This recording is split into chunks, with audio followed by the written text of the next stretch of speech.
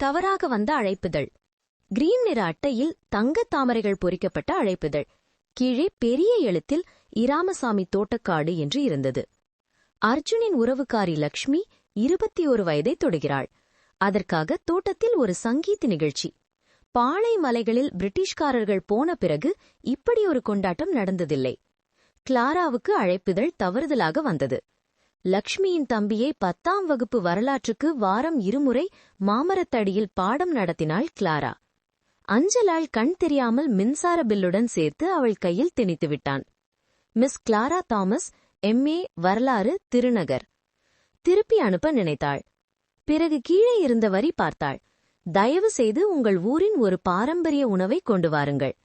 Clara புன்னகைத்தாள். Onam முதல் அம்மாவின் அடை பிரதமன் ரெசிபி ஸ்டீல் டப்பாவில் தூசி பிடித்திருந்தது. இரவு முழுக்க அரிசி ஊற வைத்தாள். தேங்காய் துருவினாள். வெல்லத்தை கருப்பு நிறத்தில் குழைய வைத்தாள். விடியற்காலையில் விருந்தினர் வீடு முழுக்க பரவியிருந்தனர். விழா மாலை. லக்ஷ்மியின் அம்மாவிடம் வாங்கிய வெளிர்பச்சை கசாவு புடவையினை கட்டியிருந்தாள். ஆட்டோ தோட்டவாசலில் நிறுத்தியபோது வானம் மாங்காய் நிறமாக மாறியிருந்தது. அர்ஜுன் வாசலில் விருந்தினர்களை வரவேற்றுக் கொண்டிருந்தான். கிரீன் வேட்டை, பட்டுச்சட்டை, மணிக்கட்டு வரை சுருட்டியிருந்தான். தோட்டத்தின் ஏலக்காய் மணம் அவனை சுற்றி 2வது தோல் போல ஒட்டியிருந்தது. லக்ஷ்மி முதலில் கிளாராவை பார்த்தாள். மிஸ், வந்துட்டீங்களா என்று கையை பிடித்து இழுத்தாள். இது என் அண்ணன் அர்ஜுன், வரலாறு பிரிவு. அர்ஜுன் புருவம் உயர்த்தினான். வரலாறு விலை உயர்ந்தது. இங்கு ஒவ்வொரு ஏக்கரும் ஒரு போராலோ திருமணத்தாலோ வாங்கப்பட்டது. கிளாரா சிரித்தாள். மென்மையாக, ஆச்சரியமாக, கிளையிலிருந்து பறவை பயந்து பறப்பது போல. அப்போ உங்கள் அடைக்கு ருசி கொடுத்தது மறக்கப்பட்ட ராஜாக்களின் கண்ணீர். அவள் கையிலிருந்த ஸ்டீல் டப்பாவை வாங்கினான். விரல்கள் தொட்டன. இருவரும் பின்வாங்கவில்லை. விழா புல்வெளியில் பரவியது. காஞ்சிபுரம் புடவைகள், முண்டுகள், குழந்தைகள் பிளாஸ்டிக் வாள்களுடன் விளையாடினர். நாட்டுவனார் கும்மி ஆட்டம் நடத்த சமையல் பையன்கள் ஸ்டீல் டம்ளரில் ஃபில்டர் காஃபி ஊற்றினர். கிளாரா பழைய கிணற்று அருகே அமைதியான மூலையில் அமர்ந்து நோட்டில் ஓவியம் வரைந்தாள். லக்ஷ்மி சுழன்று ஆடுவது, ட்ரம்மரின் வியர்வை ஒளியில் மின்னுவது. அர்ஜுன் 2 கிளாஸ் பாயசத்துடன் வந்தான். VIP டேபிளிலிருந்து திருடினேன், ஆசிரியைக்கு ஊதியம் கொடுக்க வேண்டும். கிளாரா கிளாஸை வாங்கினாள். உங்கள் உறவுக்காரியை படிக்க வைக்க லஞ்சமா? கேக் கட்டிங் வரை இருக்கே லஞ்சம் என்றான். தோட்டத்தைப் பற்றி. பிரிட்டிஷ் சர்வேயர் அர்ஜுனின் கொள்ளு தாத்தாவை தவறான தியோடோலைட்டால் ஏமாற்றியது. அவளைப் பற்றி. அப்பா இன்னும் துபை வங்கி வேலை விளம்பரங்களை அனுப்புவது. எல்லாவற்றையும் பற்றி, தவிர ஒன்றை. அவள் சிரியன் கிறிஸ்துவள், அவன் பிராமணன், அவள் ஒரு அரை வாடகை, அவன் பாதி மலை உரிமையாளன். கிளாரா, உங்கள் உறவுக்காரி சொன்னால் நீங்கள் திருமணம் செய்யப் போகிறீர்களாம். அர்ஜுன், அவள் நிறைய சொல்வாள். பெரும்பாலும் அம்மாவின் பிளட் பிரஷர் பற்றி. கிளாரா, பெண்? அர்ஜுன், மீரா 6 வயதிலிருந்து தெரியும். பரதநாட்டியம் கிளாஸில் என் தலையை பிடித்து இழுக்க பார்ப்பாள். கிளாரா, ரொமான்டிக்கா இருக்கு. அர்ஜுன், கோர்ட் கேஸ் போல இருக்கும். அவள் மீண்டும் சிரித்தாள். அந்த சிரிப்பை அவன் சேகரிக்க விரும்பினான். அப்பா பழைய தீப்பெட்டி பட்டிகளை சேகரித்தது போல. பிறகு மின்சாரம் போனது, விளக்குகள் அணைந்தன. யாரோ அந்தாக்ஷரி ஆரம்பித்தார்கள். கிளாராவின் முறை வந்தது. தென்மாங்குயிலை பாடினாள். குரல் தாழ்ந்து, கூச்சமாக, ஆனால் கோயில் மணி போல உறுதியாக. ஜெனரேட்டர் மீண்டும் வந்தது. வெளிச்சம் திரும்பியது. ஆனால் அர்ஜுன் இன்னும் இருட்டிலிருந்தான். அவள் உதடுகள் பாடலை வடிவமைப்பதை பார்த்து கொண்டு. 3 நாட்கள் கழித்து கிளாரா லக்ஷ்மியின் தம்பியை பாடம் நடத்த வந்தாள். பையனுக்கு சின்னம்மை. லக்ஷ்மி மன்னிப்பு கேட்டு நூலகத்துக்கு அனுப்பினாள். அண்ணன் பழைய கணக்கு புத்தகங்களை வைத்திருக்கிறான். உங்கள் சோழர் திட்டத்திற்கு ஏதாவது கிடைக்கலாம். நூலகம் தேக்கு மற்றும் தூசியின் குகை போல் இருந்தது. அலமாரிகள் 2923 கணக்கு புத்தகங்களால் நிரம்பியிருந்தன. அர்ஜுன் டேபிளில் சட்டை மணிக்கட்டு வரை சுருட்டி கால்குலேட்டர் எண்கள் உமிழ்ந்தது. தலையை உயர்த்தினான். நீங்கள் பழக்கமாகிவிட்டீர்கள். உங்கள் முன்னோர்களை கொள்ளையடிக்க சொன்னார்கள். எதை வேண்டுமானாலும் எடுங்கள், பேய்களை மட்டும் விடுங்கள். சிவப்பு துணியில் கட்டப்பட்ட பேரேடு புத்தகத்தை இழுத்தாள். உள்ளே தோட்டத்தின் கைவரைந்த வரைபடம், தமிழ் மற்றும் மலையாளத்தில் குறிப்புகள். பிரிட்டிஷ்காரர்கள் டெத் இடத்தில் ஏலக்காய் நடப்பட்டது. மைத்தடத்தை விரலால் தொட்டாள். கிளாரா, உங்கள் கொள்ளு தாத்தா கவிஞர் போல எழுதியிருக்கிறார். அர்ஜுன், தோற்றதும் கவிஞர் போல. மழை தாறுமாறாக பெய்தது. அர்ஜுன் ஜன்னல்களை மூடினான். கிளாரா, சாலை பழுவாக மாறுவதற்கு முன் போக வேண்டும். அர்ஜுன், இருங்கள், விருந்தினர் வீடு காலியாக உள்ளது. லக்ஷ்மியின் அம்மா ஃபில்டர் காஃபியும் கிசுகிசுவும் தருவார்.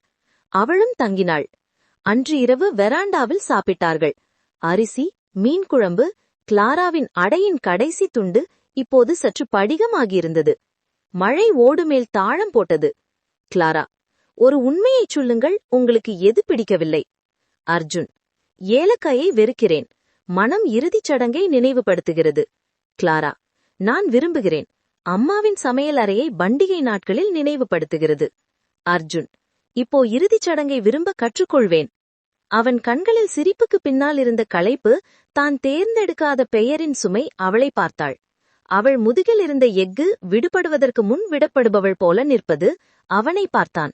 இருவரும் நான் இருப்பேன் அல்லது நான் போவேன் என்று சொல்லவில்லை.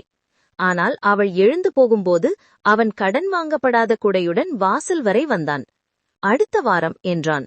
அதே நேரம் தனிமையாக உணரும். குடையை வாங்கினாள். சோழர் அத்தியாயத்தை உரக்க படிக்கிறீங்களா என்றால் மட்டும். உங்கள் தமிழ் என்னை விட சிறந்தது. அவனை மங்கலில் மறைய அனுமதித்தான். பச்சை புடவை ஈரந்த புல்லில் தீப்பொறி போல மின்னது. ஏலக்காயும் மழையும் இடையில் கதை ஏற்கனவே தொடங்கியிருந்தது. மெதுவாக, மரியாதையாக. தமிழ்நாட்டில் நல்ல விஷயங்கள் செய்வது போல காதல் கூட அறிமுகத்திற்காக காத்திருக்கிறது. 1 மாதம் கழித்து விருந்தினர் வீடு. இரவு 11 மணி. கிளாரா தாமதமாக இருந்தாள். ஹாரிகேன் விளக்கடி பேப்பர்கள் திருத்திக் கொண்டு சின்னம்மை பையன் தூங்கின பிறகு அர்ஜுன் வாழை இலையில் இரவு உணவு கொண்டு வந்தான். அரிசி, மீன் குழம்பு, பலாப்பழம். லக்ஷ்மியின் புதிய கிரஷை பற்றி சிரித்துக் கொண்டிருந்த போது தட்டல் வந்தது. கோபமாக, இரவிற்கு அதிக சத்தமாக. கிளாரா உறைந்தான். மீண்டும் தட்டல். அர்ஜுன் கதவை திறந்தான். ஒரு ஆள் நின்றான். உயரமாக, ஒல்லியாக. நகர ஷூகள் தோட்ட சேற்றால் மூடப்பட்டிருந்தன. திறந்த காலரில் தங்கச்சங்கிலி மின்னியது. கண்கள் சிவந்திருந்தன. ஆள், கிளாரா இங்கே இருக்கிறாளா? அர்ஜுன், யார்? ஆள், சைமன் என்று சொல்லுங்கள். கிளாரா அர்ஜுனுக்கு பின்னால் வந்தாள். அரிசி பேஸ்ட் போல முகம் வெளறியது. கிளாரா, சைமன் செட்டா? எப்படி? சைமன், உன் அப்பா உடம்பு சரியில்லை. கல்லீரல். பணம் வேண்டும். நீ ஓடிப்போய்விட்டாய், நினைவிருக்கிறதா? உன் நாடகத்துக்கு பிறகு மருத்துவமனை பில்களை எங்களிடம் விட்டுவிட்டாய். 25 லட்சம் தர வேண்டும்.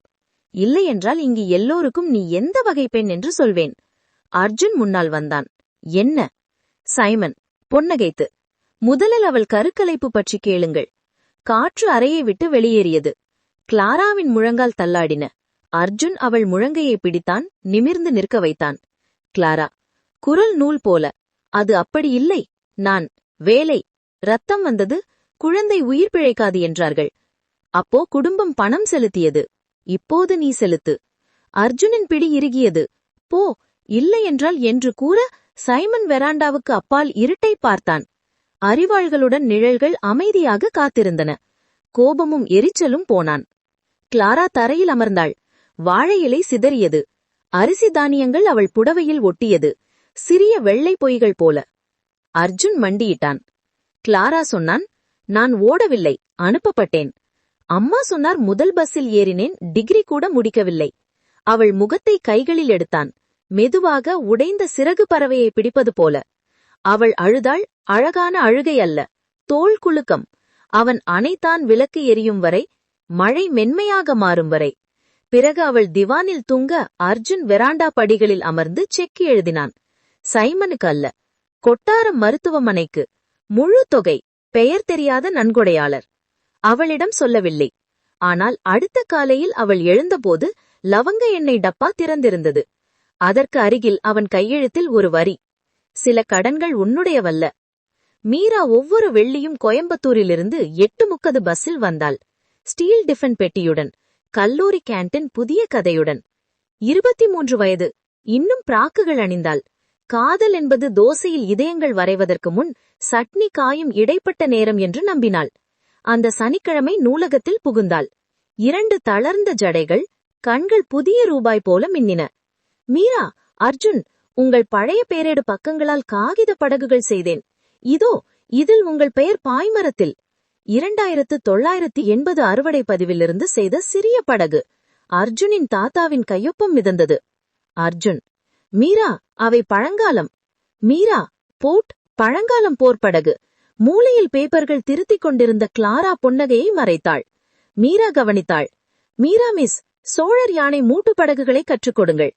கிளாரா: அவை யாழி மீரா, பேரேடுகளை அழிக்கும் குறும்புக்கார பெண்களை சாப்பிடும். மீரா கீச்சிட்டு அர்ஜுனுக்கு பின்னால் ஒளிந்து கொண்டாள். அவன் அவள் தலையை சின்னத்தனமாக 6 வயதிலிருந்து குலுக்கினான். 12 வயது அவனும் அவள் தோட்டத்தில் தொலைந்த வாத்துக்குட்டி போல பின்தொடர்ந்தாள். பிறகு மீரா வெராண்டா ஊஞ்சலில் தூங்க, தலை அர்ஜுனின் மடியில், கிளாரா தோட்ட வாசலில் நின்று பார்த்தாள். கிளாரா: அவள் உங்களை சூரிய உதய வானத்தை நேசிப்பது போல நேசிக்கிறாள். அர்ஜுன்: அவள் எல்லோரையும் நேசிக்கிறாள். நாய்க்குட்டிகள், காக்கைகள், கண்ணா என்று கூப்பிடும் பஸ் கண்டக்டர். கிளாரா: இல்லை, உன்னை மட்டும் ரொம்ப. திருமண தேதி நிர்ணயிக்கப்பட்டது. தைப்பூசம், பௌர்ணமி, சுபமுகூர்த்தம். மீரா மாங்காய் மற்றும் கிளி நிற புடவைகளை தேர்ந்தெடுத்தாள். அர்ஜுனை 10 வேட்டிகளை முயற்சிக்க வைத்தாள். ப்ளீட்ஸ் நிற்க மறுக்கும்போது கிசுகிசுத்தாள். மீரா: நீங்கள் முள்ளும் மலரும் ரஜினிகாந்த் போல இருப்பீர்கள். அர்ஜுன்: என் முண்டை கூட கட்டத் தெரியாத முட்டாள் போல இருப்பேன். கிளாரா விருந்தினர் வீடு ஜன்னலிலிருந்து பார்த்தாள். இதயம் சிறிய சதுரங்களாக மடிந்தது. மீரா கோயமுத்தூருக்கு போன ஒரு இரவு, கிளாரா ஏலக்காய் உலரு முற்றத்தில் அர்ஜுனை தேடினாள். மலைகளுக்கு மேல் சந்திரன் வெட்டப்பட்ட நாணயம் போல இருக்க. கிளாரா: அவள் என்னை சங்கீத சகியாக இருக்க கேட்டாள். அர்ஜுன்: இருப்பாயா? கிளாரா: நான் இருந்தால் அவள் இதயம் உடைந்துவிடும். அர்ஜுன்: நீ போனால் என்னுடையது உடையும். கிளாரா: உன்னுடையது குணமாகும், ஆனால் அவளுடையதோ காகித படகுகளால் ஆனது. அவன் கன்னத்தை தொட்டான், ஒரு முறி லேசாக, பட்டாம்பூச்சி தீயை சோதிப்பது போல. தைப்பூசம் ட்ரம்முகள் மற்றும் கோயில் மணிகளுடன் வந்தது. பங்களா உறவினர்கள், மல்லிகை, இனிப்பு பொங்கலின் வாசனையால் நிறைந்தது. மீரா கிழக்கு நிற காஞ்சிபுரம் புடவை, கண்கள் அப்பாவி கோலால் வரையப்பட்டவை. அர்ஜுனை சட்டையை தொடர்ந்து இழுத்தாள். மீரா: நான் அழகாக இருக்கிறேனா? மறுபடியும் சொல்லுங்கள். அர்ஜுன்: தோட்டத்தின் முதல் ரோஜா போல. கிளாரா பின்னால் நின்றாள். எளிய கிரீம் புடவையில் மீராவின் ரிசர்வ் மானியை பிடித்திருந்தாள். பண்டிதர் மாங்கல்யம் கேட்டபோது மீராவின் கைகள் நடுங்க. அர்ஜுன் தானே கட்டினான். கூட்டம் கைத்தட்டியது. மீரா மகிழ்ச்சி கண்ணீர் விடித்தாள். விழாக்கள் முடிந்ததும் கிளாரா ரயில் நிலையத்துக்கு நழுவினாள். பெங்களூரு இரவு ரயில் டிக்கெட், புதிய வேலை, புதிய கல்லூரி, ஏலக்காய் மற்றும் கெரசின் மனமில்லாத இல்லா புதிய வாழ்க்கை. பிளாட்ஃபார்ம் 3, இரவு 11:30. பெங்களூரு எக்ஸ்பிரஸ் தூங்கும் டிராகன் போல சீறியது. கிளாரா துணிபை மற்றும் மங்கிய குடையுடன் நின்றாள். அர்ஜுன் மாதங்கள் முன்பு கொடுத்தது. அவன் ஓடி வந்தான். வேட்டி மடித்து, நெற்றியில் திருமண நெருப்பின் திருநூறு இன்னும் இருந்தது. அர்ஜுன்: இப்படி போக முடியாது. கிளாரா: என் மனதில் ஏற்கனவே பலமுறை போய்விட்டேன். அர்ஜுன்: மீரா உன்னை தேடினாள். முதல் திருமண லட்டை கொடுக்க விரும்பினாள். கிளாரா கண்ணீருடன் புன்னகை. ரயில் விசிலடித்தது. அவள் படியில் ஏறினாள். அர்ஜுன்: கிளாரா. கிளாரா: அர்ஜுன், அவள் முட்டாள்தனத்தை நேசி. உன் இன்கம் டாக்ஸ் ரிட்டர்ன்களால் காகித படகுகள் செய்ய அனுமதி. உன்னுடன் சண்டை போட்டால் ஜெயிக்க அனுமதி. நீ மழையை பார்த்து நிற்கும்போது ஏன் என்று கேட்டால், ஒருமுறை நனையாமல் மூழ்குவதை கற்றுக் கொடுத்தவள் என்று சொல்லு. ரயில் நகர்ந்தது.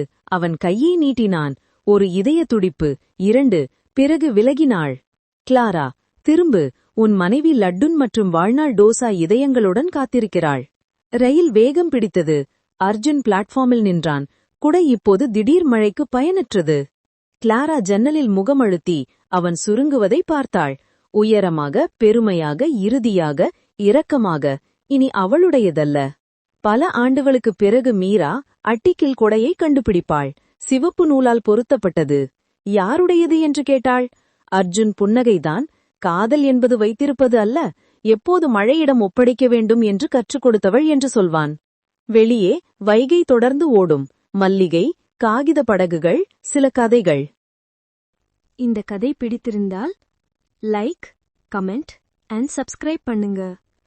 தேங்க்யூ. பாய்.